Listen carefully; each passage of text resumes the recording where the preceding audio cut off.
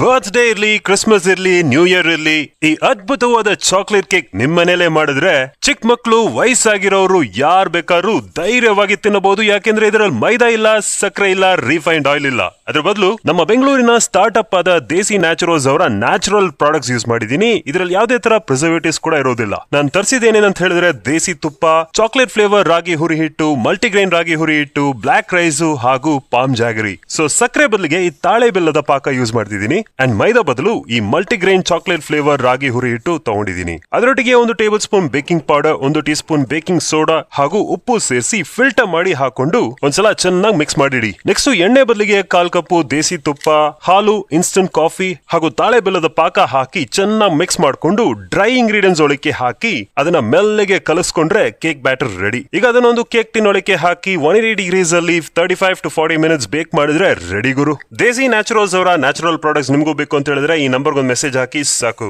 ಈ ಕೇಕ್ ಹಾಗೆ ತಿನ್ನಬಹುದು, ಬಟ್ ಅದು ಕೂಲ್ ಆದ್ಮೇಲೆ ಅದ್ರ ಮೇಲೆ ಈ ತರ ಸಿಂಪಲ್ ಆಗಿ ಒಂದು ಡೆಕೋರೇಷನ್ ಕೊಟ್ರೆ ಒಂದು ಪ್ರೊಫೆಷನಲ್ ಲುಕ್ ಇರುತ್ತೆ, ಚೆನ್ನಾಗೂ ಇರುತ್ತೆ. Thank you.